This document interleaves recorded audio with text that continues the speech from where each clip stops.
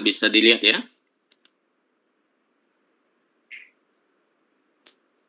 Bisa dilihat ya? Bisa, Pak. Udah, sebentar. Ya, baik.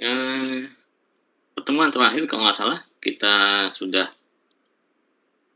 dapat membahas terkait dengan bagaimana permasalahan atau bagaimana profil pantai itu bisa berubah. Jadi pada intinya adalah itu karena terjadinya perpindahan material dari satu tempat ke tempat yang lain, itu ya. Nah, apa penyebabnya? Itu adalah awalnya terjadi interaksi antara gelombang dengan pantai. Gelombang yang menjalar dari tengah laut mengalami perubahan bentuk, ya, dan itu akan mengalami berbagai atau beberapa proses. Ada yang disebut dengan proses refraksi, difraksi, shoaling atau pendangkalan, ya, dan gelombang pecah. Saya kira itu sudah, sekali lagi saya hanya mengulang ya, itu sudah pernah dibahas oleh mungkin Pak Dirge. Nah, gelombang pecah inilah, ya, gelombang pecah yang terjadi di pantai itu akan berubah menjadi suatu aliran, jadi arus, ya, tergantung dari arah gelombang datangnya, maka arah arusnya juga akan menyesuaikan.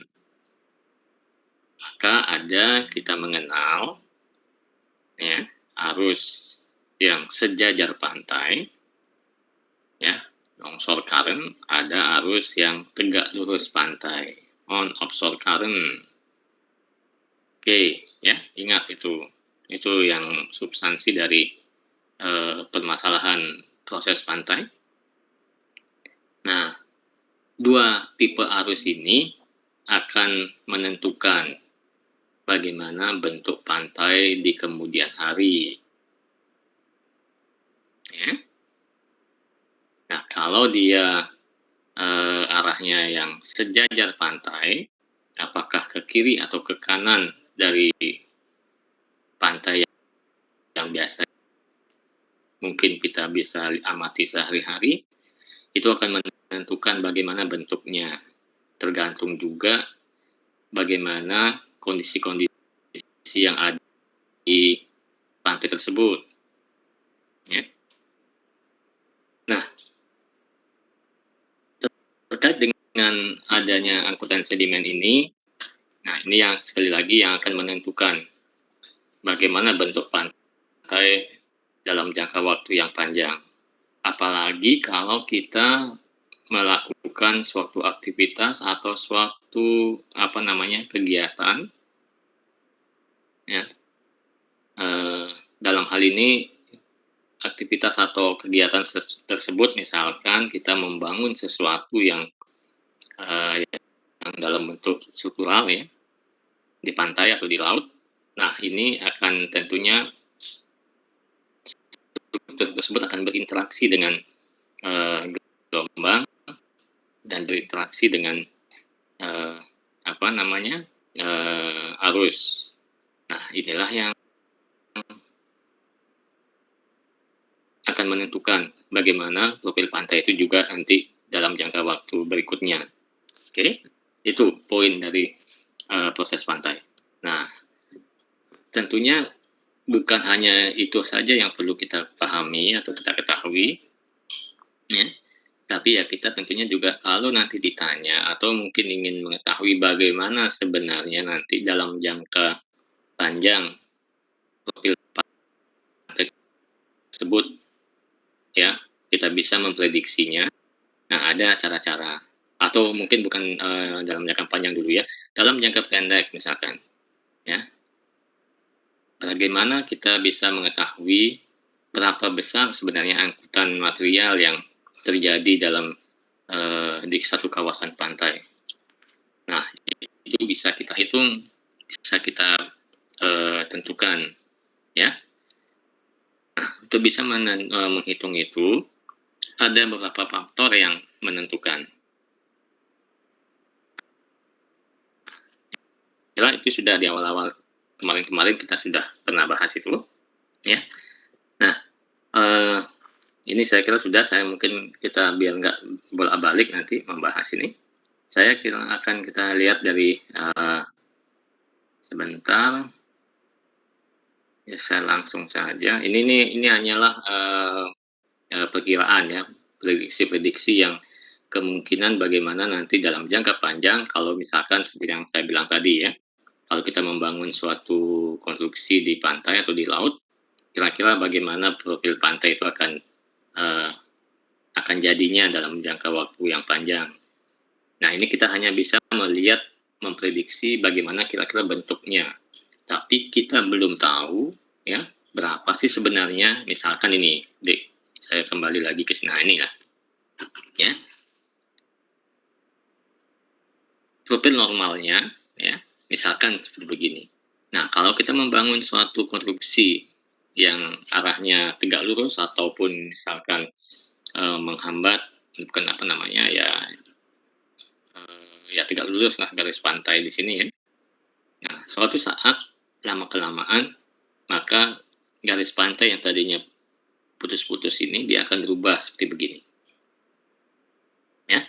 Nah, di sisi kirinya atau yang kita sebut dengan apa namanya upwardnya, ya, kita lihat bahwa terjadi penumpukan material di sisi kiri. Jadi garis pantainya nambah maju. Tapi di sisi belakangnya, ya, terjadi pergeseran garis pantai, dia ke arah mundur, ke arah daratan. Nah, artinya ini di sisi kiri ada terjadi penumpukan, di sisi kanan terjadi pengurangan material. Dan perkiraan bentuk garis pantainya seperti begini. Itulah, ini hanya perkiraan ya. Jadi dengan apa namanya, dengan hanya melihat bagaimana arah gelombang datangnya, kita bisa memperkirakan ya, tanda kutip memperkirakan ya, bahwa nanti kalau kita membangun seperti begini ya, di sisi kirinya pasti dia akan, garis pantainya akan, modelnya akan seperti begini, di belakangnya atau di sisi kanannya akan seperti begini. Ini hanyalah perkiraan. Tapi seberapa jauh dia nanti majunya, seberapa banyak volume yang akan tertahan, itu belum bisa kita ketahui dari sini. Hanya melihat ini aja, nggak bisa. Ya. Caranya bagaimana? Mungkin kan Anda bertanya begitu. Ya caranya ya kita harus hitung. Ya. Kita harus menghitung berapa besar angkutan sedimennya yang akan tertahan di sini, berapa besar yang akan hilang di sini. Nah, inilah yang akan menjadi akan saya coba diskusikan ke Anda, yang mudah-mudahan nanti ini memang sedikit agak mulai teknis ya, ini sedikit ada hitung-hitungannya, bukan sedikit lagi sebenarnya, banyak ya. Cuman saya mungkin tidak ingin apa namanya, menjejali Anda dengan formulasi-formulasi atau rumus-rumus yang sifatnya kompleks. Paling tidak Anda memahami bahwa ini bisa dihitung, ada formulasinya, bagaimana formulasi yang ada dari yang simple sampai yang complicated. Ya. Nah, itu saya kira itu ya. Nah, sekarang kita coba lihat apa yang atau bagaimana cara menghitung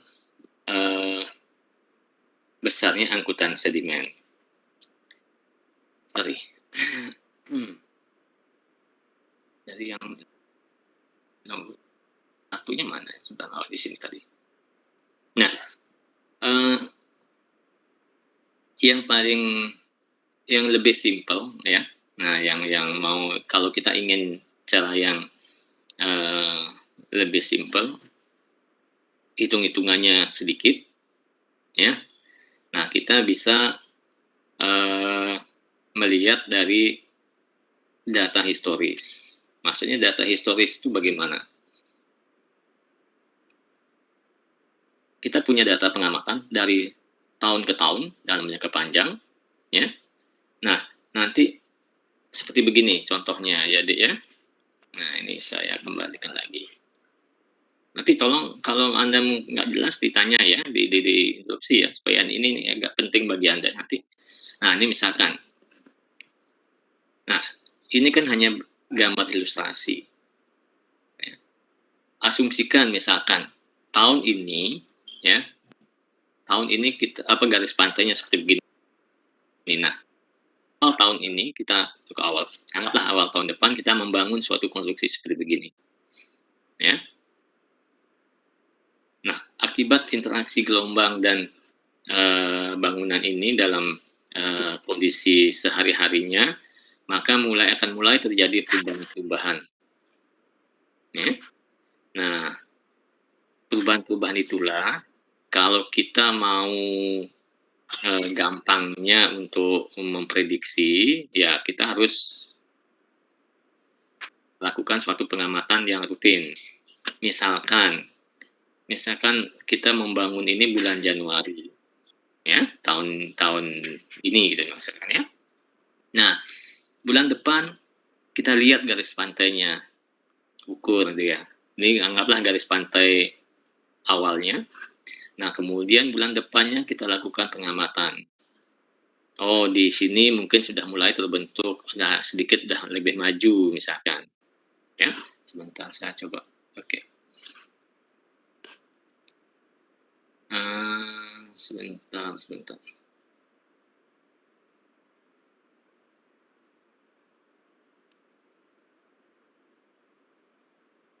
Nah, misalkan ini nih ya, ya ini garisnya bulan pertama mungkin seperti begitu, ya. Bisa dilihat ya? Halo? Bisa dilihat garisnya? Nah, itu ya.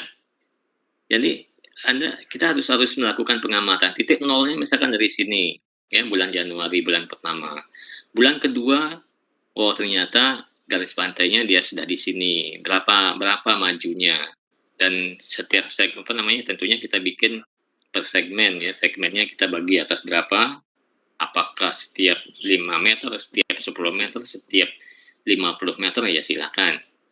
Ya, anggaplah misalkan kita bagi per segmen. Ini kan anggap kita tarik garis imajiner ya.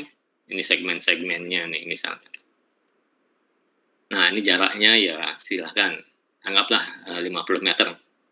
Jadi bulan ke nol.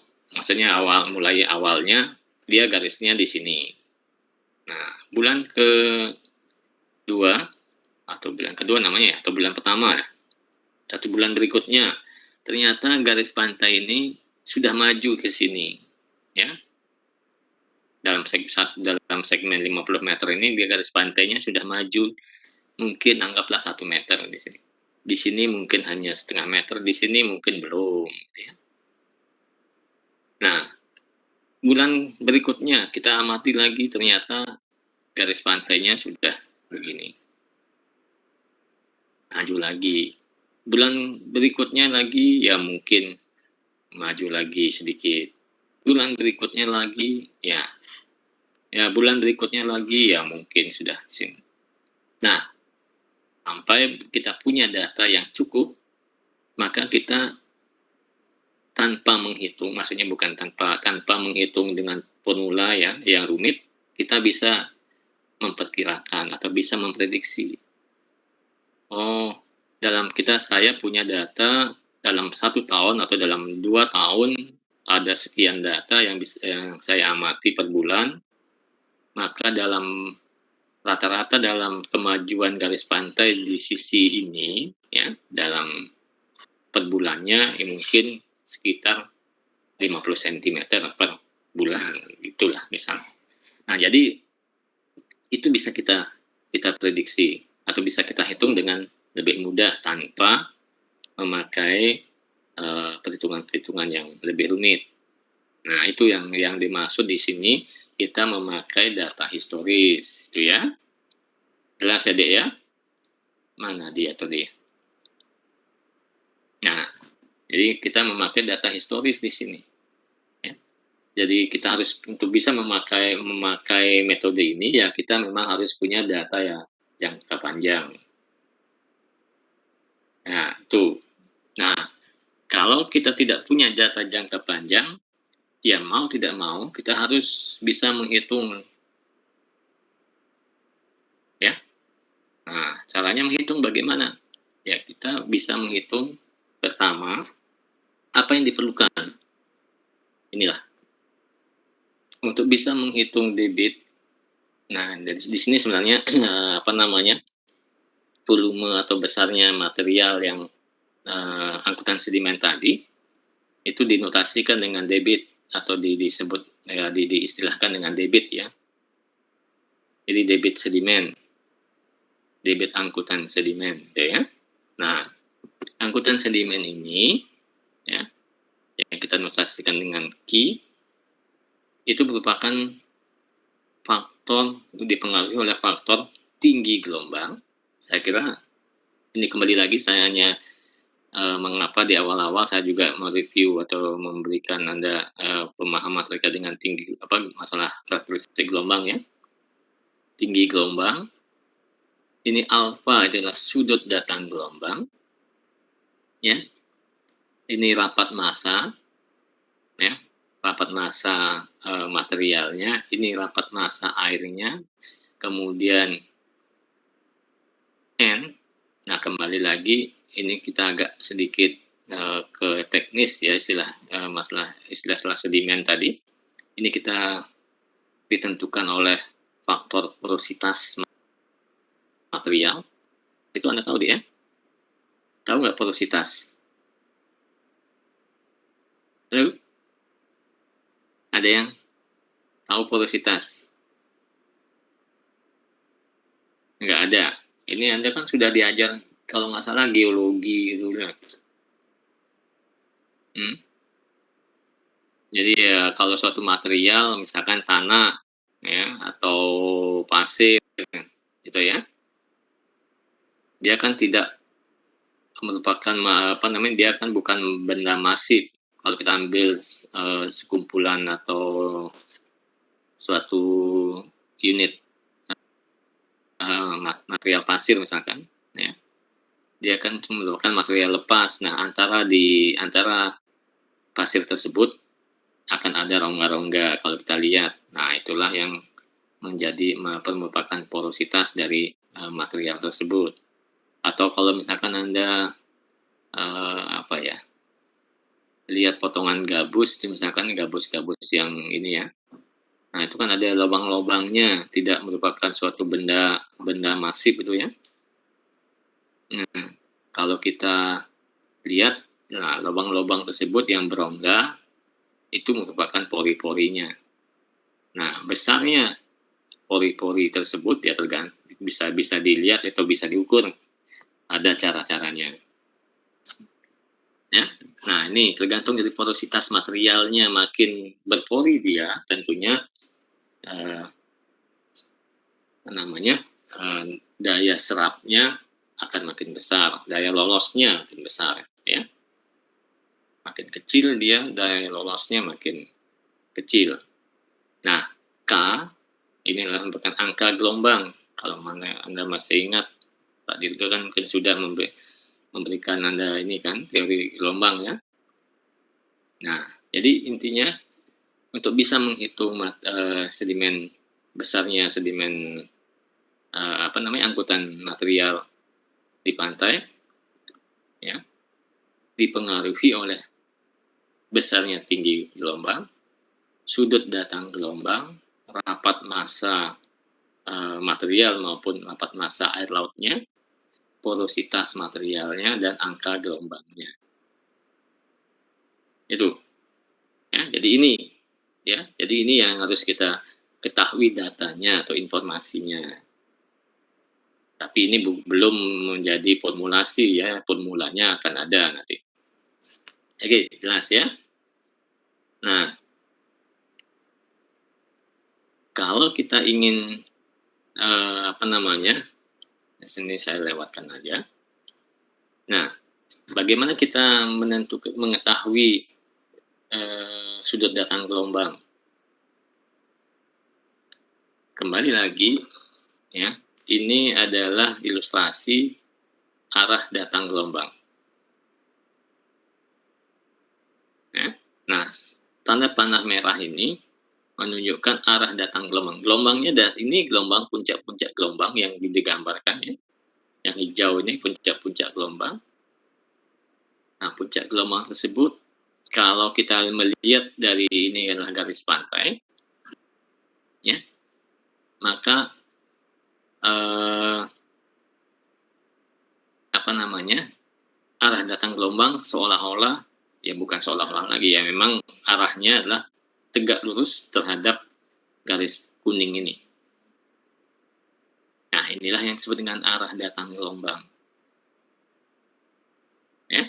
Nah, kalau kita melihat seperti begini, ya, ini gampang kita prediksi ya. Kalau Anda melihat bagaimana bentuk gelombang pecah yang putih-putih di atas itu ya, puncak-puncaknya memutih mulai pecah ya, Anda akan bisa melihat ya. Nah, ini puncak-puncak gelombang, dia sudutnya sedikit menyerong terhadap garis pantai. Ya. Nah, kalau kita gambarkan arahnya, dia akan menyerong seperti begini. Nah, yang lebih ekstrem lagi, maksudnya lebih menyerong lagi, ini. Jadi arah datang gelombangnya lebih menyerong lagi. Nah, makin menyerong dia terhadap garis pantai, maka angkutan sedimennya akan makin lebih besar dibandingkan dia arah datang gelombangnya dia tegak lurus. Ya.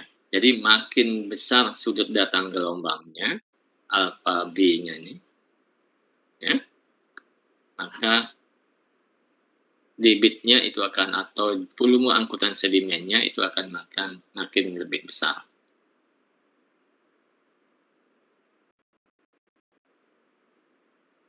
Bisa dibayangkan deh ya, makin menyerong dia, makin sejajar dia arusnya terhadap garis pantai, maka angkutan sedimennya akan lebih besar.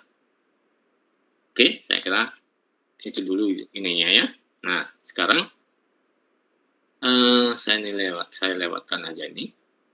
Nah, ini adalah satu ilustrasi. Kita belum sampai kepada hitung-hitungannya. Ini hanyalah seperti yang mungkin tadi saya jelaskan. Kalau kita ingin melihat data historis ya. Kalau kita ingin punya waktu untuk mengamati dalam jangka waktu yang panjang, atau kita bisa mendapatkan data pengamatan dalam jangka waktu yang panjang dari suatu instansi yang terkait, ya kita akan bisa melihat di sini kira-kira. Ya. Dari sekian tahun kita akan bisa melihat bahwa suatu ruas pantai, misalkan Pantai Sanur, Pantai Nusa Dua, misalkan punya data pengamatan jangka panjang, maka kita akan bisa melihat ini adalah garis datumnya, ya, garis referensinya. Nah, anggaplah data pengamatan mulai tahun 96. Ya, pada tahun 96 garis pantai di Pantai Sanur itu ternyata mundur. Ya, artinya mundur tersebut dia berkurang pantainya. Dari tahun ke tahun kemudian naik, tahun berikutnya dia maju. Tahun berikutnya masih tetap seperti di sana posisinya. Tahun berikutnya mundur lagi sedikit. Tahun berikutnya maju lagi sedikit. Tahun berikutnya majunya jauh. Nah, ini kalau kita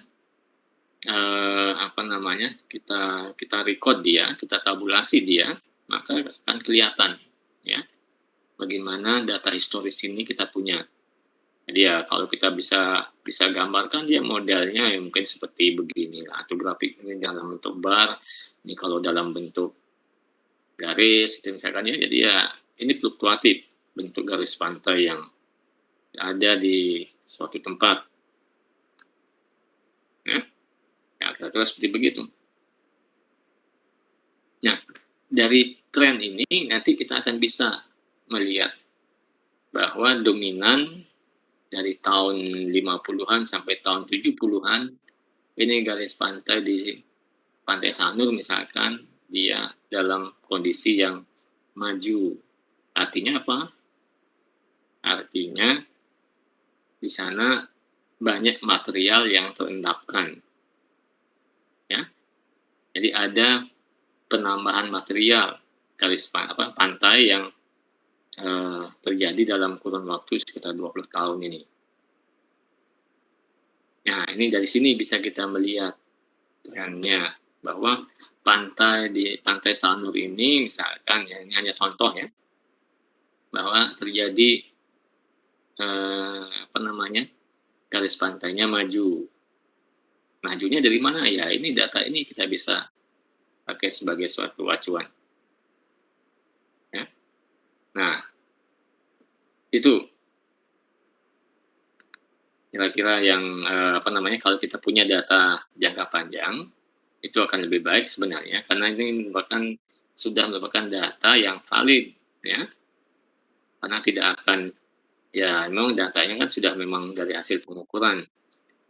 Nah, kalau kita memakai data prediksi dari hitung-hitungan, itu kita hanya bisa mengetahui benar tidaknya ya setelah dilakukan pengamatan. Jadi itu hanya suatu hasil hitungan yang mungkin tingkat kepastiannya belum bisa ditentukan belum bisa diyakini dengan tepat ya. Nah, karena apa? Karena kembali lagi kondisi pantai itu sangat dinamis, sangat banyak faktor yang mempengaruhi. Kalau kita lihat formulasinya, Anda lihat rumusnya, itu kan hanya dipengaruhi oleh beberapa faktor kan, tinggi gelombang, sudut datang, rapat massa air maupun material, ya, kemudian porositas, nah, hanya itu. Yang lain-lain kita tidak bisa masukkan, ya. Jadi kita formulasinya belum mendukung untuk bisa memasukkan faktor-faktor yang lain yang dianggap nanti mempengaruhi. Kecuali memang mau nanti dibuatkan satu simulasinya. Ya. Nah, simulasi itu pun belum tentu juga bisa memasukkan semua faktor yang mempengaruhi. Nah, itulah memang apa namanya? Kalau kita bicara mengenai laut, pantai, memang kita lebih banyak bicara terkait dengan prediksi, ya. Ini memang nanti Anda mungkin kalau begitu kan nggak bisa, apa namanya, datanya nggak valid, Pak. Iya, bukannya nggak valid, itulah yang sementara sampai saat ini itulah yang bisa kita asumsikan mendekati prediksi kita, ya. Oke, saya kira itu sebagai suatu ini ya. Nah, eee, saya lewatkan ini aja, ini hanya mengenai masalah keseimbangan. Nah, eee, seperti yang mungkin saya sebutkan tadi, ya. Kalau kita bicara mengenai pantai atau laut atau gelombang, itu merupakan suatu hal yang sifatnya sangat dinamis, ya. Banyak faktor yang mempengaruhi.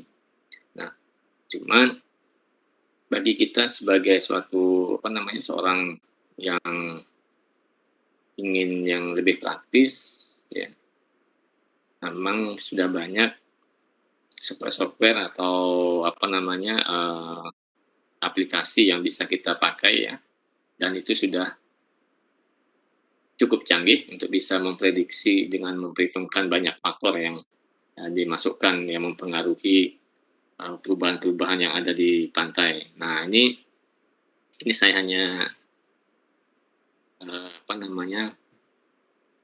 memberikan satu contoh saja, software yang biasanya yang cukup cukup andal untuk bisa memprediksi perubahan garis pantai, itu namanya Genesis. Genesis ini bukan ini ya, bukan grup band yang dulu terkenal tuh si Phil Collins itu ya.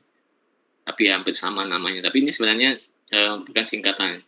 Kalau tidak salah, saya lupa namanya Generalize Nearshore apa saya lupa lah. Pokoknya ini ada ini singkatannya apa? Ini merupakan singkatan ya. Ini ada ininya, kepanjangannya.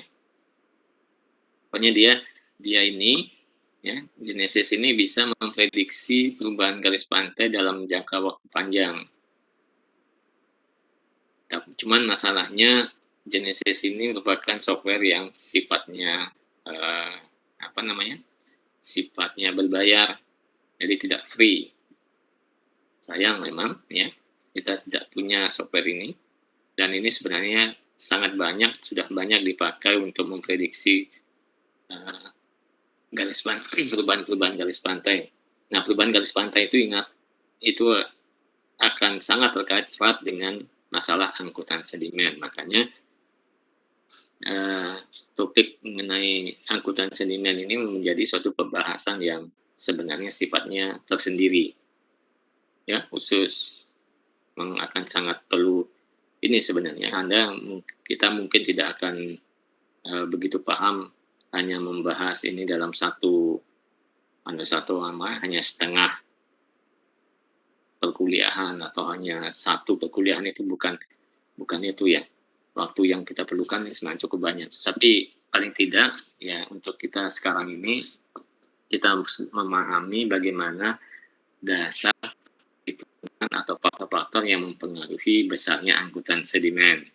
Itu yang ingin saya tekankan kepada Anda. Oke. Nah, ini Genesis. Kalau nanti Anda ya, bagi yang senang bermain-main dengan software, saya punya softwarenya. Cuma karena sifatnya ilegal ya, karena saya nggak punya yang berlisensi ya, ini ada lisensinya ya. Saya punya yang tidak ada lisensinya, jadi ya nggak bisa, hanya bisa dipakai secara individu saja, tidak bisa kita pakai untuk umum. Ya, walaupun misalkan ini saya pakai untuk memberikan contoh Anda dalam perkuliahan, itu sebenarnya sudah tidak boleh. Ya, kalau kita mau yang mau memakai itu ya, kita harus punya software yang berlisensi. Makanya Anda ya, kita ini harus hati-hati ya, kalau terutama saya wanti-wanti ke Anda, kalau Anda mau memakai software nanti untuk skripsi Anda atau apa ya, sebaiknya pakai software yang berlisensi. Kenapa? Karena itu tulisan Anda, laporan Anda itu menjadi suatu laporan ilmiah. Ya, jadi ya kita harus mulai memahami bagaimana lisensi itu penting. Tidak bisa kita melakukan atau memakai software sembarangan, kecuali dia free ya, atau open source, silakan. Nah, cuman ini memang sayangnya Genesis ini masih berbayar, jadi ya tidak open source ya. Baik, ini saya hanya ingin memperlihatkan bahwa ada software yang bisa kita pakai ya, untuk memodelkan atau untuk memprediksi bagaimana perubahan garis pantai dari tahun ke tahun sampai misalkan sekian puluh tahun sampai sekian ratus tahun, itu sebenarnya bisa. Oke, jelas jadi ya. Nah,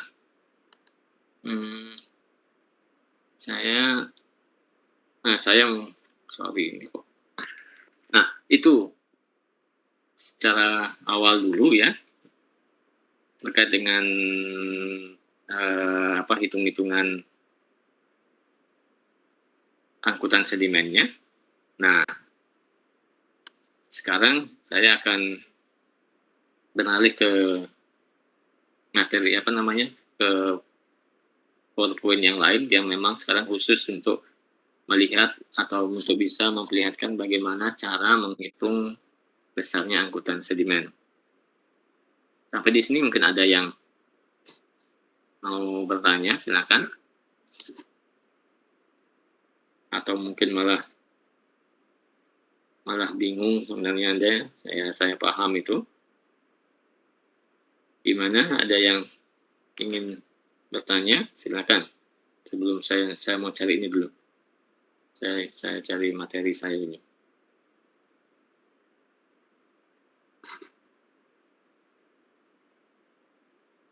Gimana? Ada yang tanya, Dek? Nggak ada.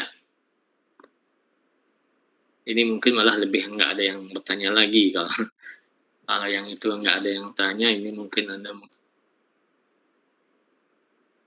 sebentar, Dek, ya. Tapi mau tidak mau saya harus perlihatkan ini, ya. Suka nggak suka ya Anda paling tidak perlu pelajari sedikit. Mulai menghitung. Dulu-dulu atau mata kuliah yang lain mungkin nggak pernah ada hitung-hitungannya, ya kita sebenarnya ingat bahwa orang kelautan ya bukan hanya mempelajari yang sifatnya kualitatif, tapi kita juga mempelajari yang sifatnya kuantitatif. Ilmu kelautan itu ada terbagi atas beberapa apa namanya konsentrasi beberapa bidang, ya.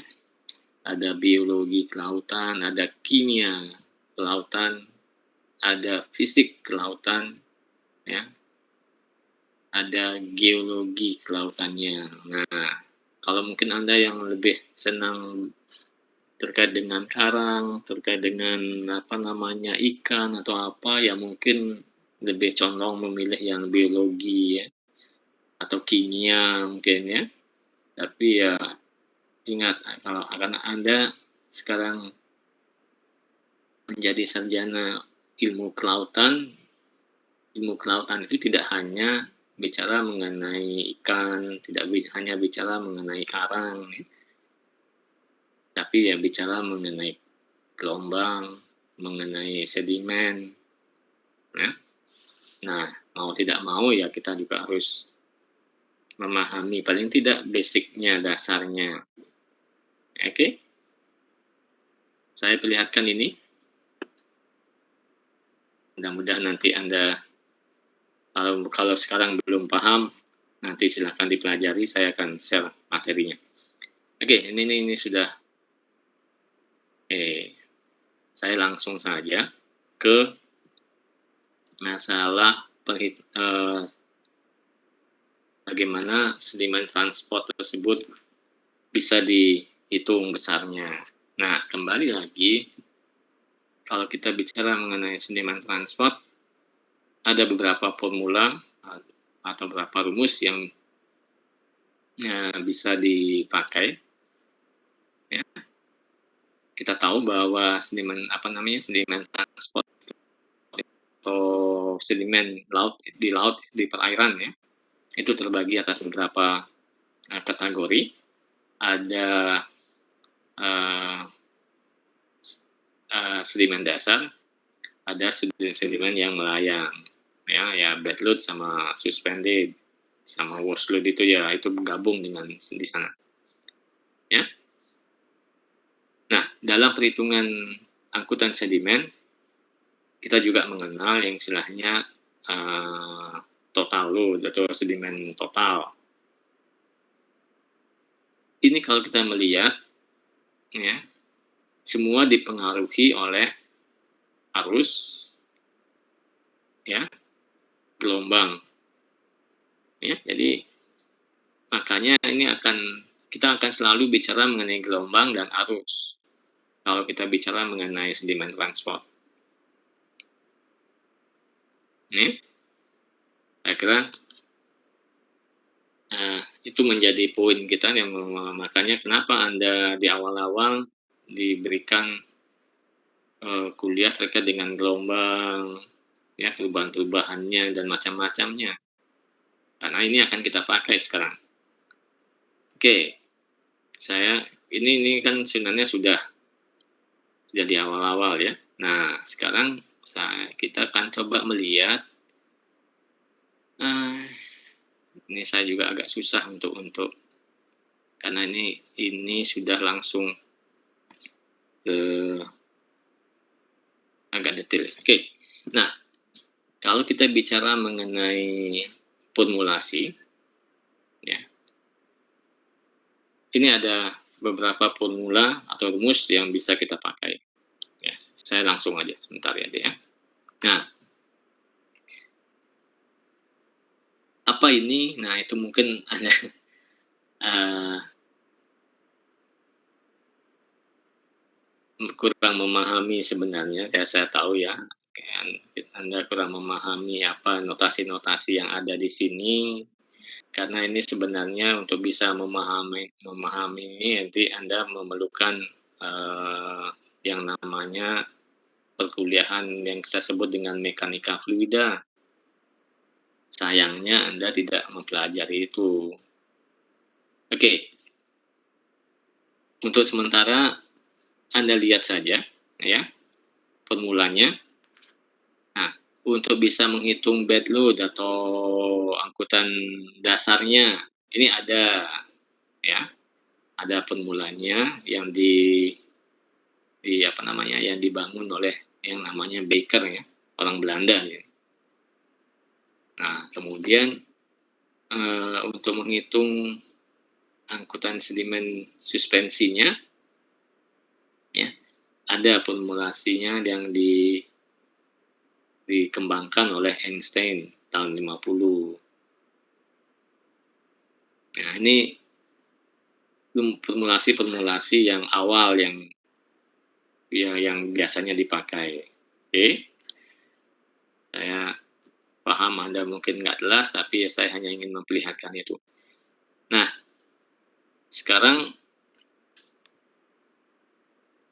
saya mungkin langsung ke contoh yang bisa, kita coba pelajari, ya. Biasanya kalau kita membahas contoh mungkin Anda akan lebih lebih paham daripada kita membahas rumusnya seperti begini. Kita cukup untuk mengadopsi saja rumus-rumus yang ada, ya. Nah, ini misalkan, Dik, ya, ini contoh. Nah, kita diminta untuk menghitung ya, sedimen total dari suatu, apa namanya, satu transfer sedimen yang disebabkan oleh gelombang dan arus. Nah, data yang kita punya ada tinggi gelombang yang besarnya 1,5 meter, ada periode gelombang yang besarnya 8 detik, ada sudut datang gelombang. Jadi itu tadi sudut datang gelombang, saya kira kan Anda sudah paham ya, itu besarnya 72 derajat. Data yang lain terkait dengan data materialnya ya. Nah, rapat massa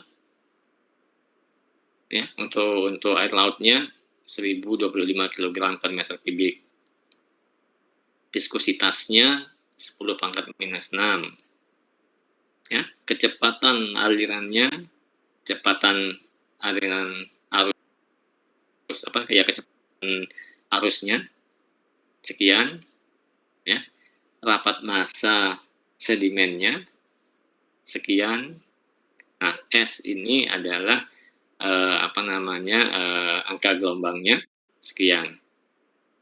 Kemudian kondisi yang lain, kedalamannya 2,5 meter, maksudnya kedalaman lautnya sampai dasar. Kemudian diameter butiran yang lolos saringan 50%-nya itu 0,2 mili. Jadi material apa namanya, material lautnya itu kalau dari hasil apa namanya, analisis ayakan D50-nya besarnya 0,2 mili ya. Dan ini mungkin yang lain-lain tidak perlu kita lihat lah. Nah, sekarang berapa besarnya angkutan sedimen totalnya? Ya, kita akan coba mengadopsi atau memakai formulasi Baker dan Einstein. Ya. Nah, untuk bisa memakai itu, tentunya ya kita harus melihat dulu apa saja sih atau bagaimana formulasinya, kan gitu deh ya. Nah, ini mungkin saya agak bolak-balik sekarang ini untuk bisa menjelaskan. Ya karena ini sebenarnya kembali lagi Anda sudah dijelaskan di awal-awal itu, ya. Tapi ya saya tahulah Anda mungkin tidak memperhatikan, jadi ya Anda atau mungkin Anda sudah lupa ya, karena apa yang dijelaskan hari ini, besok aja Anda sudah lupa ya. Oke, nah kalau kita melihat ke belakang. Nah ini kalau kita lihat kembali lagi, ini adalah formula yang diperlukan untuk bisa menghitung total sedimennya, baik bed load-nya maupun suspended-nya. Ya, nah ini coba kita lihat ini notasi-notasi ini. Jadi ya kita tinggal memasukkan aja sebenarnya formula yang ada. Nah, tapi dari data atau informasi yang kita punya, contoh tadi, ya, ini kan belum bisa langsung begitu saja dimasukkan ke dalam formula tadi. Harus kita lakukan perhitungan untuk mencari faktor-faktor yang bisa kita pakai untuk memakai formula yang ada. Nah, ini langkah-langkah yang diperlukan. Ini susahnya kalau kita diskusi online ya. Jadi Anda hanya melihat, saya juga hanya ngomong begini saja, jadi agak susah. Tapi paling tidak ini nanti silakan Anda pelajari. Nah, bagaimana caranya? Atau apa yang perlu kita ketahui untuk bisa memakai formula yang ada? Ya. Nah, sebelum kita bisa memakai formulasi Baker maupun Einstein, ya, kita perlu menghitung yang namanya L0, C, H, ya, dan seterusnya. Anda masih ingat ini? Ada yang masih ingat ini apa notasi-notasi ini? Ya. Ya. Ya, silakan nanti Anda pelajari ya. Nah, ingat-ingat lagi, buka-buka bukunya lagi itu yang kalau diberikan materinya sama Pak Dirjen. Nah, kita harus menghitung berapa panjang gelombangnya di lokasi atau di kedalaman laut yang ingin kita hitung berapa besarnya angkutan sedimen tadi. Ya, itu L. L ini adalah panjang gelombang ya. Nah, masih ingat ya? L itu panjang gelombang. L0 itu adalah panjang gelombang juga, tapi panjang gelombang yang ada di laut dalam. C0 itu adalah cepat lambat gelombang. Tapi ada yang mau bicara itu? Ada? Siapa ya? Nggak ada? Ya. Nah, C0 ini adalah cepat lambat gelombang. Cepat lambat gelombang di laut dalam. Makanya 0 ini menunjukkan notasi ya. Subscript 0 ini menunjukkan laut dalam. Saya kira mungkin pernah dijelaskan itu ya. H ini adalah tinggi gelombangnya. Ya. Ini adalah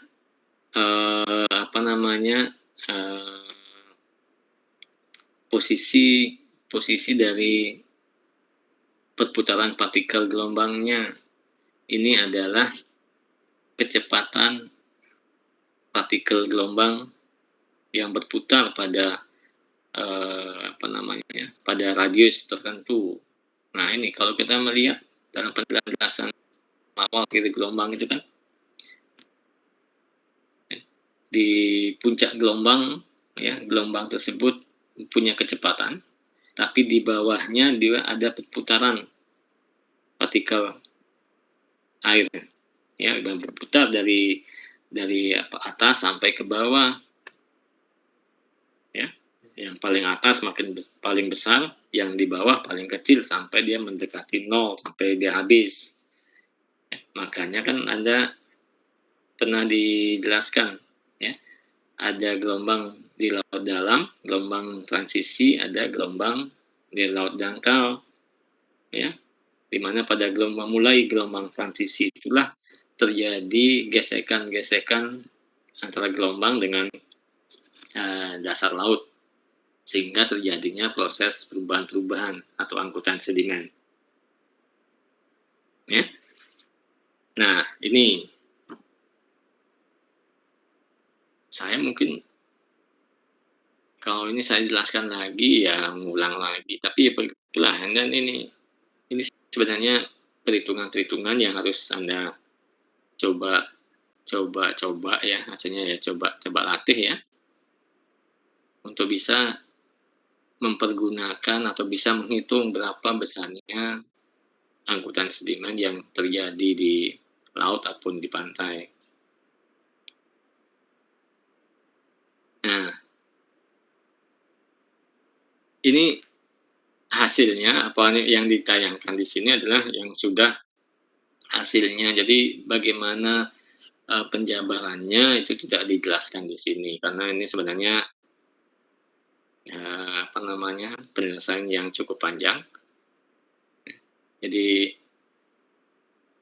kalau saya jelaskan saya ngulang lagi kan kuliah-kuliah yang sebelumnya itu sebenarnya kembali lagi Anda harusnya sudah bisa menghitung berapa sih panjang gelombang yang terjadi pada kedalaman tertentu. Ya.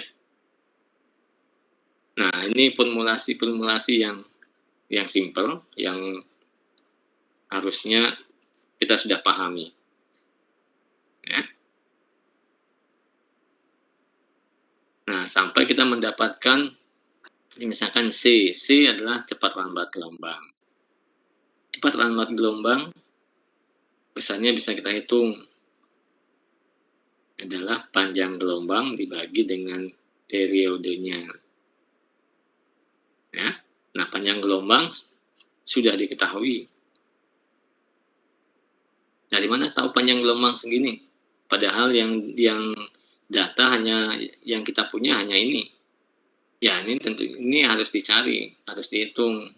Makanya kan waktu Anda mempelajari di awal-awal terkait dengan gelombang, ya, Anda sudah diberikan penjelasan, ada formulasinya untuk bisa menghitung panjang gelombang di suatu tempat, ada satu kedalaman. Dengan hanya mengetahui tinggi gelombang atau dengan mengetahui periode gelombang dan tinggi gelombang di laut dalam, kita bisa menghitung tinggi gelombang, cepat lambat gelombang di kedalaman yang tertentu, yang lebih dangkal ataupun yang lebih dalam lagi. Nah, kalau sudah laut dalam kita ketahui ya nggak akan mungkin berubah lagi yang lebih dalam lagi kan, pasti sama.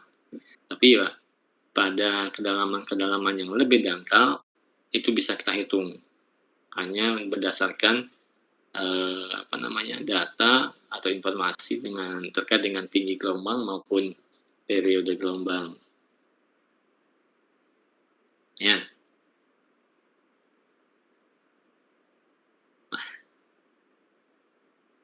Anda masih ingat ya? Mungkin saya coba tanya lagi. Anda pernah nggak dijelaskan terkait dengan menghitung gelombang di satu kedalaman atau panjangnya atau cepat lambatnya, ya, berdasarkan data gelombang di laut dalam?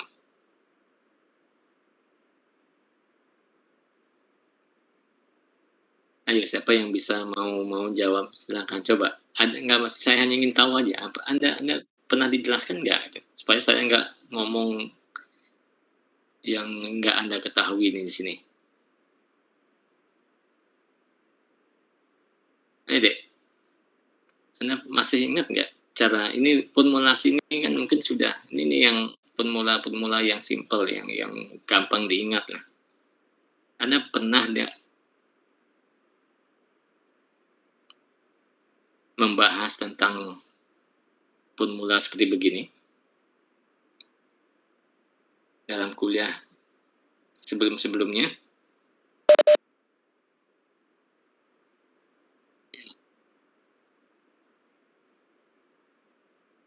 Sudah. Nah, C0 sama L itu kan sudah harusnya. Ini formulasi ini yang seperti begini ini akibat perubahan gelombang, akibat refraksi, Solling itu kan sudah ya? Sudah atau belum?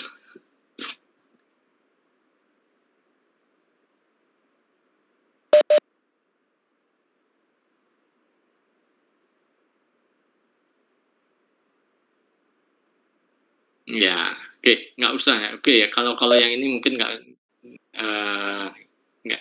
Tapi kalau paling tidak yang di depan, yang di atas ini sudah atau belum? Sudah dibahas sebelumnya? Sudah kan? Nah ini kan sebenarnya ini adalah teori gelombang yang sangat simpel ya. Ini kan sudah dibilang kan, kita mengasumsikan gelombang yang ada di laut, kan berapa kali saya sudah jelaskan bahwa gelombang yang di laut itu sifatnya sangat acak, sangat random, ya, sangat kompleks. Tapi untuk bisa merepresentasikan gelombang di laut, sudah ada sudah ada metode yang bisa kita pakai. Ya, kita mengasumsikan gelombang yang di laut tersebut sifatnya linier, padahal dia non linier sebenarnya. Ya. Nah, teori gelombang linier inilah ini menjadi basic kita, menjadi dasar kita untuk bisa menghitung bagaimana karakteristik gelombang yang terjadi di laut. Ini sekali lagi mungkin saya hanya ingin menekankan Anda ya. Ya mau tidak mau Anda harus sedikit pahamlah terkait dengan teori gelombang ini karena Anda namanya orang sarjana nanti ilmu kelautan. Kalau nanti disuruh menghitung tinggi gelombang itu nanti Anda nggak tahu kan ya nggak enak lah ya. Kalau nanti kita bicara mengenai laut, kita kita sarjana kelautan, nanti ditanya gelombang itu berapa sih tinggi gelombang atau bagaimana kita bisa menghitung tinggi gelombang ya kita nggak tahu kan kebangetan namanya itu ya tolong ya Anda coba dipelajari lagi, dibuka-buka lagi. Saya kira buku referensinya sudah diberikan kalau nggak salah ya. Coba dibuka-buka lagi, diingat-ingat lagi ya.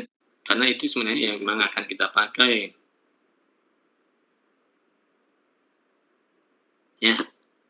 Nah, saya harus mulai dari mana lagi nih?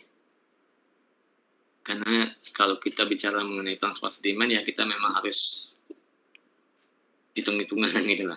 Nah ini yang baru perhitungan dasar sekali Anda sudah nggak ingat, sudah bingung ya susah. Apalagi saya harus masuk nanti ke perhitungan angkutan sedimennya itu formulanya lebih rumit lagi sebenarnya. Oke, tapi nanti coba Anda pelajari lagi ya. Ini saya mungkin hanya menayangkan sepintas saja, paling tidak Anda tahu cara-cara menghitungnya. Anda paling tidak sudah mengenal lah bagaimana menghitung angkutan sedimen itu dulu. Oke, nah kembali lagi formulasi yang kita sudah punya tadi, Baker maupun Einstein itu hanya salah satu formulasi. Itu akan perlu kita jabarkan lagi untuk bisa memakai berdasarkan data lapangan yang kita punya. Ya kita harus melakukan penjabaran lagi untuk bisa memasukkan komponen-komponen yang diperlukan di formulasi Baker maupun Einstein tadi. Nah, komponen-komponen itulah seperti begini, ya. Kita kita harus bisa menghitung L-nya panjang gelombang di lokasi kedalaman yang kita ingin hitung. Kita sudah mengetahui panjang gelombang, tinggi gelombang di laut dalam, kita sudah mengetahui periode gelombangnya ini ya. Kita sudah mengetahui kedalaman lautnya ya. Kita sudah mengetahui sudut datang gelombangnya. Nah, kembali lagi, kalau hanya berdasarkan data ini, kita belum bisa mengaplikasikan formulasi yang ada tadi. Kita harus jabarkan, itu poinnya. Nah, bagaimana penjabarannya? Ini silakan nanti Anda coba baca lagi ini ya. Jadi ya, kita harus hitung C-nya bagaimana, kita harus hitung L-nya. L-nya sudah dihitung berdasarkan penjabaran peristiwa shoaling atau pendangkalan yang ada. Tapi di sini kan ini hanya langsung hasilnya ya, jadi tidak dijelaskan bagaimana penjabarannya. Karena itu sebenarnya bisa lebih gampang bisa memakai tabel atau bisa memakai formulasi yang simple. Nah, kemudian C-nya bisa kita hitung ya. Dari C yang bisa kita hitung, bisa kita juga hitung L0-nya, bukan C-nya ya. L0-nya juga bisa kita hitung hanya berdasarkan formulasi yang sangat simpel ini. Ya, ini formula ini dijabarkan dari hasil dari teori gelombang linear tadi. Ya. Cepat lambat gelombang di laut dalam juga bisa kita hitung. Ya. Nah, sebenarnya apa? Tinggi gelombang sebenarnya kan bisa juga dihitung. Nah, cuman karena sekarang dia ada proses yang disebut dengan refraksi, karena dia mempunyai sudut datang yang menyerong, maka itu akan terjadi yang namanya proses refraksi ya. Jadi gelombang tersebut, puncak-puncak gelombang itu tidak secara bersamaan mencapai kedalaman yang sama dalam waktu yang sama. Ya. Nah, contohnya bagaimana? Itu tadi kalau Anda melihat gambar ilustrasi puncak-puncak gelombang yang menyerong tadi, ya. Pada waktu yang sama dia tidak berada puncak gelombang ya, garis-garis puncak gelombang tersebut tidak berada pada kedalaman yang sama pada waktu yang sama, dia berada pada kedalaman yang berbeda pada waktu yang sama. Akibat dari dia berada pada kedalaman yang berbeda, maka gelombang tersebut akan berusaha untuk menyamakan. Maka untuk bisa menyamakan posisinya, maka pada kedalaman yang berbeda itu dia akan harus berusaha untuk mempercepat lajunya. Makanya telah terjadi pembelokan arah gelombang.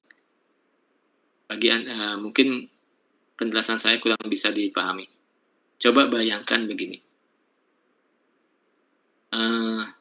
Anda yang mungkin senang nonton MotoGP, ada yang senang nonton MotoGP ya? Ya.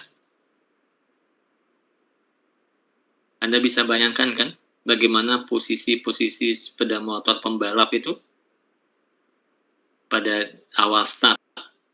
Bisa nggak bayangkan? Ayo, siapa yang bisa menjelaskan?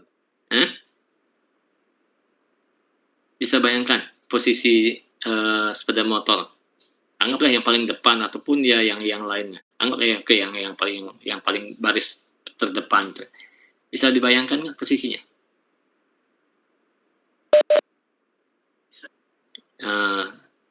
Maksudnya bisa itu posisinya kira-kira gimana?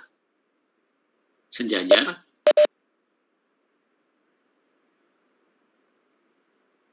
Agak menyerong. Maksudnya menyerong, oke. Coba saya gambarkan di sini aja lah. Mudah-mudahan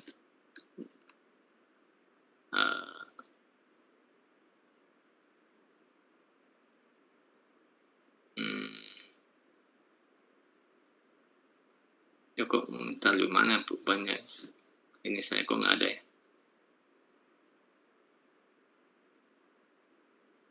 Mhm. Nah, kok nggak mau dia? Oh, nggak mau dia nih, pen saya. Gimana posisinya kira-kira menyerong kan? Ya. Nah, kenapa? Kenapa bisa nggak dijelaskan kenapa dia harus menyerong? Kenapa dia tidak tidak satu garis lurus begitu?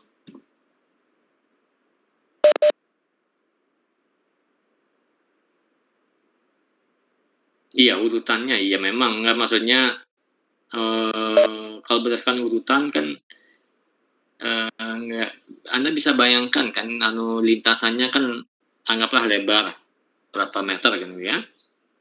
Nah, posisi posisi dari yang, apa namanya, lintasan yang pertama, lintasan kedua, lintasan ketiga, lintasan keempat itu, ya, dia sejajar, satu garis lurus kalau kita tarik atau nah, bisa Anda bayangkan gini ya, kalau orang lari sprint itu kan ya, bisa pernah melihat orang, lomba lari, pernah ya? Nah, dia posisinya kan sejajar kan, satu garis kan? Iya, maksudnya lurus, kan? Nah, sekarang kalau kalau di MotoGP kenapa dia dia tidak lurus begitu? Yang paling dalam, yang paling paling di lintasan yang paling dalam, dia ada di posisi ini. Lintasan yang agak keluar lagi, dia lebih maju sedikit. Lintasan yang lebih luar lagi, dia lebih maju lagi sedikit. Kan begitu ya? Gitu nggak? Nah, kenapa harus posisinya seperti begitu? Kenapa tidak diluruskan aja?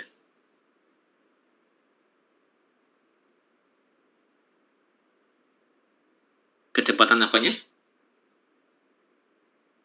Kenapa bisa berbeda? Kan kecepatan awal kan sama aja, orang orang motor mulai dari awal start itu kan sama. Kenapa dia harus dimiringkan, tidak lurus gitu loh.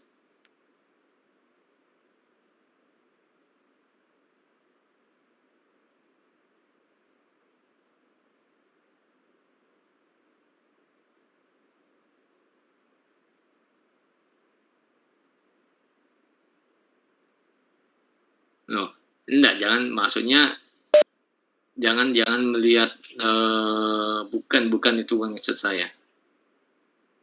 Eee, Anggaplah lebar lebar lintasan itu 10 meter, itu diisi sekitar 5, anggaplah 5 sepeda motor dalam yang di depan gitu ya. Nah, maksud saya, yang lintasan yang lebih yang mendekati apa namanya, yang di dalam, itu posisinya di satu titik. Lintasan yang sebelahnya lagi, sepeda motornya ada agak ke depan lagi sedikit. Lintasan yang di luarnya lagi itu ada sepeda motornya di luarnya, apa, di depannya lagi sedikit, itu loh. Nah, kenapa posisinya harus begitu? Tidak satu garis lurus saja.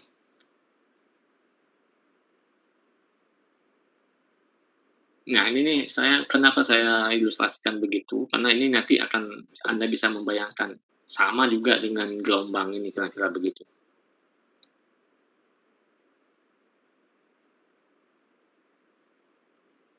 Ya karena apa, ya karena lintasan yang di luar yang lebih di luar itu kan dia harus, apa namanya, itu kan akan lebih panjang kan, karena mulai awal sepeda motor start itu kan pada pada ini kan, pada, eee, bukan ini awal, untuk mencapai finishnya dia, itu kan pada satu garis yang lurus. Sedangkan jalan itu atau lintasan itu kan dia mempunyai tikungan, ya. Nah, kalau Anda mendapatkan bagian posisi yang lintasan paling luar, kalau Anda satu garis dengan yang paling dalam, Anda terima nggak? Ya enggak kan, karena apa? Karena lintasan Anda akan lebih panjang, jalur yang Anda tempuh itu akan lebih panjang karena posisi Anda kan pada bagian luar, itu loh. Makanya kenapa posisi sepeda motor itu dibuatkan miring, ya karena, apa namanya ya, karena untuk mendapatkan panjang lintasan yang sama,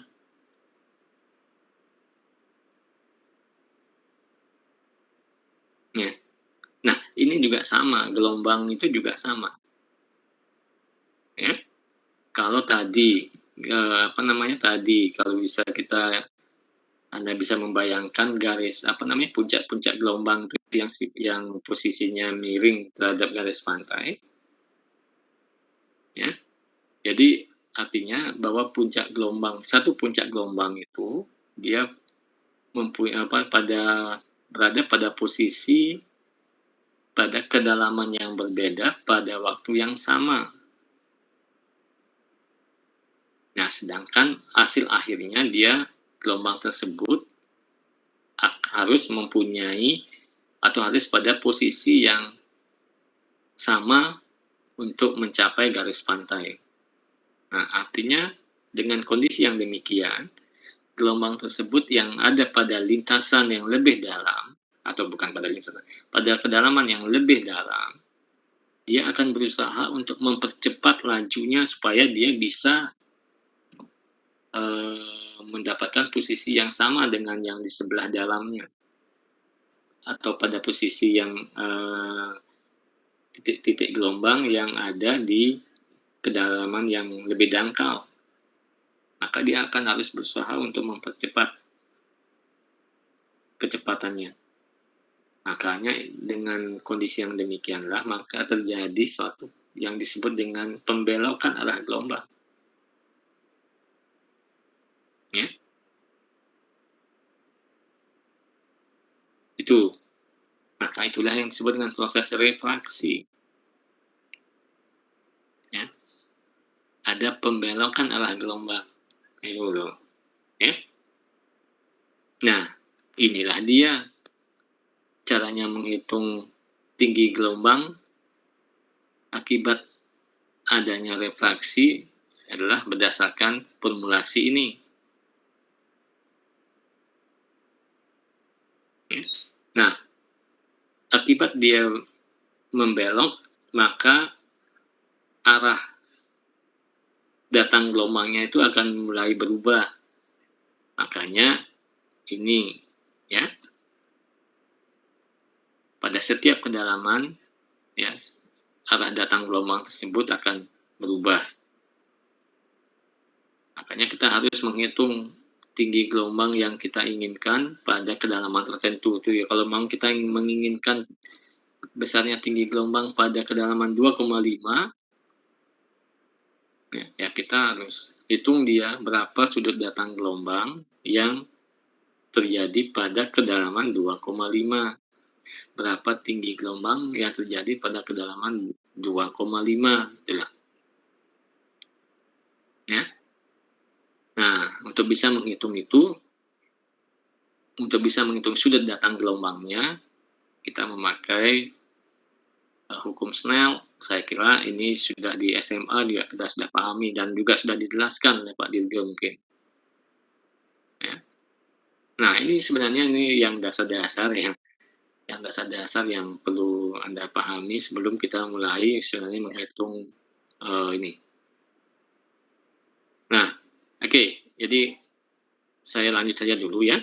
Jadi kalau berdasarkan apa namanya dari gelombang tadi, maka kita akan sudah bisa mendapatkan tinggi gelombang pada kedalaman yang kita inginkan, pada kedalaman 2,5. Sedangkan tinggi gelombang yang ada di laut dalam, yang terjadi di laut dalam adalah 1,5. Nah, ternyata setelah dihitung, tinggi gelombang pada kedalaman 2,5 meter itu berubah menjadi 1,06 meter.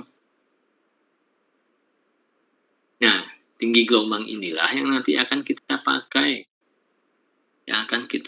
untuk menghitung besarnya angkutan sedimen, ya. Jadi tinggi gelombang inilah yang terjadi pada kedalaman 2,5 meter, bukan tinggi gelombang yang 1,5 meter ini.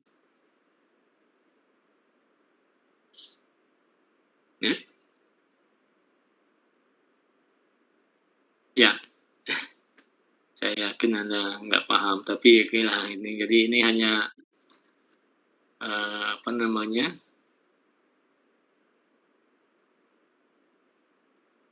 inilah caranya kita menghitung itu loh. Jadi ya kita nggak ada cara lain. Jadi ini langkah-langkah kita untuk bisa menentukan bagaimana besarnya angkutan sedimen di suatu tempat. Oke?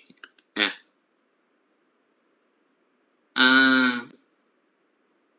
kalau kita sudah mendapatkan itu berapa panjang gelombangnya, L-nya berapa, cepat lambatnya, ini kan hasil hitungan ya, Dik ya. Ini hasil hitungan yang depan. Nah, tinggal kita masukkan sekarang ke formulasi yang ada. Ya.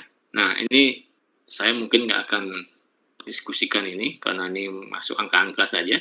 Silakan nanti Anda coba pelajari sendiri ya.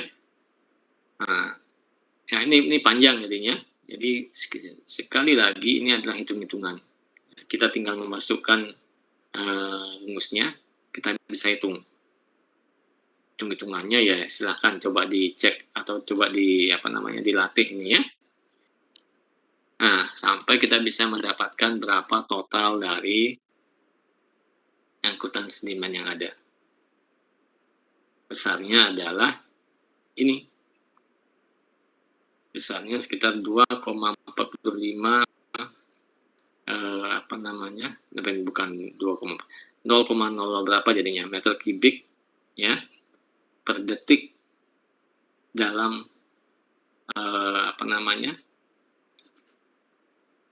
dalam suatu penggal atau per meter lari. Ini maksudnya per meter lari ya. Jadi besarnya sekian 0,002 jadi ya 0,00245 meter kubik per detik. Nah, itulah besarnya angkutan sedimen yang terjadi pada kedalaman 2,5 meter dengan tinggi gelombang yang sekian tadi. Nah, kalau kita mau menghitung jumlah sedimen total per tahun, ya tinggal kalikan per tahunnya. Bisa kita hitung, tapi ini adalah perhitungan per detiknya sekian. Mau per minggunya bisa dihitung, mau per bulannya bisa dihitung, mau per tahunnya bisa dihitung. Nah, itu kira-kira. Kalau kita ingin, jadi kita bisa per detik sekian, artinya selama dalam waktu setahun, kita bisa bayangkan berapa besarnya angkutan sedimen yang melewati penggal pantai tersebut atau ruas pantai tersebut. Itulah yang terjadi secara alamiah. Nah, kalau itu nanti kita lakukan, maksudnya seperti tadi, kita interupsi dia, kita bikin suatu bangunan yang menghalangi angkutan sedimen tadi, maka bisa kita bayangkan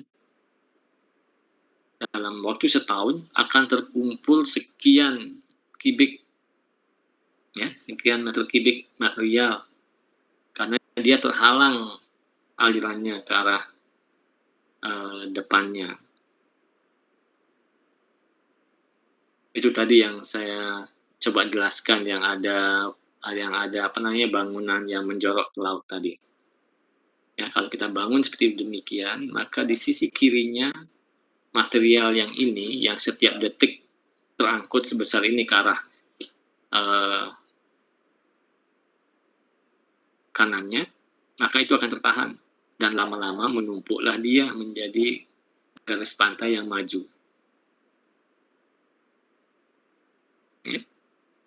Nah, kira-kira begitu ilustrasi bagaimana pantai tersebut bisa berubah garis pantainya. Ya, ada yang maju, bisa ada yang mundur. Nah, ini juga bisa dipakai memprediksi. Kalau kita kembali lagi ke ilustrasi yang bangunan yang mendelok ke laut tadi. Kalau ini tertahan sekian di depannya atau di sisi kirinya, maka di sisi kanannya tidak ada yang memberikan sekian. Maka dia juga yang di sisi kiri kanannya akan mengambil dari tempat tersebut untuk dibawa ke tempat yang lain. Itu loh. Ya. Maka lama-lama juga akan terjadi kemunduran garis pantai di sisi kanan. Ya. Nah, itu supaya kita lebih memahami ya, ini sudah sifatnya penjelasan yang sifatnya kuantitatif. Anda bisa bayangkan sekarang ya, bahwa kalau kita melakukan suatu interupsi di laut, di pantai, dengan membuat penghalang-penghalang yang sehingga menghalangi angkutan sedimen secara alamiahnya, maka garis pantai tersebut pasti akan berubah. Besarnya perubahan bisa kita hitung seperti begini. Ya. Nah, itu kira-kira deh, ini contoh yang bisa kita coba lihat untuk bisa memakai atau bisa memprediksi ya, bagaimana kondisi garis pantai kita dari tahun ke tahun ya. Kalau kita lakukan suatu intervensi terhadap lingkungan pantai alamiah tadi. Ini adalah angkutan sedimen alamiahnya. Jadi ya dia akan jadi dia akan selalu terjadi angkutan sedimen. Secara alamiah setiap saat akan terjadi angkutan sedimen seperti begini. Itu wajar. Maka itu yang saya sebutkan tadi, ya. Lingkungan pantai merupakan suatu lingkungan yang sangat dinamis yang berubah setiap saat. Anda bisa bayangkan, ini perubahan dalam hitungan detik sudah terjadi perubahan sekian kubik material itu berpindah dari satu tempat ke tempat yang lain. Walaupun mungkin secara visual, secara kasat mata mungkin tidak kelihatan. Tapi itu ada dalam proses alamiahnya dia. Nah, itu kira-kira yang bisa Nah, ini mungkin jam berapa dah nih? Udah jam 10. Nah, ini yang lebih simpel sebenarnya. Itu tadi yang sebenarnya sama saja juga simpel, cuman lebih sedikit agak gini mendetail. Nah, ini yang perhitungan yang lebih simpel ada namanya formulasi CERC, Coastal Engineering Research Center. Jadi ini research centernya United States ya, Amerika, yang memang punya suatu badan research yang khusus membahas yang khusus meneliti terkait dengan coastal. Nah, ini dia formulasinya lebih simpel kelihatannya. Ya. Jadi dia berdasarkan ini ya. Formulasi ini. Nah, berdasarkan itu maka kita akan bisa mendapatkan besarnya angkutan sedimen kalau kita memakai formulasi CERC tadi. Ya, jadi Q konstanta 10 pangkat 3 P. Nah, kembali lagi P itu apa? Harusnya juga sudah Anda ketahui, ya. Ini adalah flux energi gelombang, ya kan? P P adalah INC sebenarnya kan? INC atau ECG. Kalau tidak punya NC itu bisa dirubah menjadi CG. Ya. I itu apa? Energi gelombang, sudah kita pahami. C itu sebenarnya cepat lambat gelombang juga, tapi dalam cepat lambat gelombang grup atau kelompok. Ya, cos alpha dan cos alpha ini adalah sudut datang gelombangnya, jadi kelihatannya lebih simpel formulasi. Oke. Nah, saya nggak akan jelaskan ini, nanti silakan. Ini ada contoh, saya lebih baik coba Anda pelajari aja lah ya. Ini habis ini apa ya? Habis ya. Oke. Nah, ini formulasi yang bisa kita pakai untuk menghitung besarnya angkutan sedimen di laut. Ya, saya yakin Anda memang tidak paham saat ini, tapi saya hanya bisa minta Anda coba sekarang, nanti saya share materinya, Anda pelajari. Karena mau tidak mau ya ini harus menjadi pemahaman kita. Ya. Anda sebagai seorang sarjana kelautan harus paling tidak bisa menghitung berapa sih angkutan sedimen yang terjadi pada suatu ruas pantai. Baik, saya kira itu yang bisa saya sampaikan. Ada yang ingin bertanya? Ayo. Ada yang ingin bertanya enggak? Atau malah sudah malah dibuat bingung? Ya, memang saya yakin Anda bingung karena Anda mungkin ya tidak tidak memahami yang penjelasan di perkuliahan awal itu ya Anda. Jadinya kalau kita implementasikan sekarang ya Anda mungkin nggak ingat lagi yang kemarin-kemarin. Oke, ada pertanyaan? Pas. Adik, gimana? Ini saya tanya. Ada pertanyaan, diam. Nggak jelas, diam. Terus gimana saya tahu nih? Ya saya tahu yang saya jelas tahu ya, Anda nggak paham. Tapi paling tidak nanti inilah aja lah ya. Supaya kita tidak berpanjang-panjang diskusinya di sini, saya juga tanya-tanya Anda juga nggak akan jawab. Sebentar saya share. Kormanya Abdul Manan ya, Dik ya? Oke, nanti saya share materi ini. Silakan semuanya dipelajari, ya. Paling tidak Anda coba latih. Ya, contoh-contoh soal tadi, walaupun sudah ada penjelasannya, tapi itu adalah penjelasan atau penjabarannya dalam format yang lebih singkat, jadi tidak breakdown-nya tidak lengkap. Nah, tugas Anda adalah pelajari itu, selesaikan latih itu, ya seperti misalkan tadi L, ya contohnya L itu kan sudah langsung ada nilainya. Nah, sekarang coba jabarkan bagaimana sih kita bisa mendapatkan L itu sampai 38, sekian. Itu loh, ya. Latih itu ya supaya nanti paling tidak ya saya cukup saya cukup minta Anda bisa memahami sajalah cara-cara menghitungnya, walaupun mungkin belum paham sekali atau belum mahir sekali, paling tidak saat ini dalam perkuliahan ini Anda sudah bisa mengetahui bahwa ada caranya menghitung, ini langkah-langkahnya, dan dari contoh ini cara-caranya seperti begini. Ya.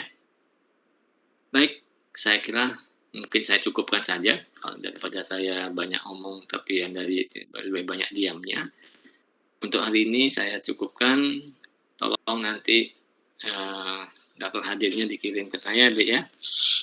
Dan ingat materinya nanti tolong diminta ya, saya kadang-kadang cepat lupa.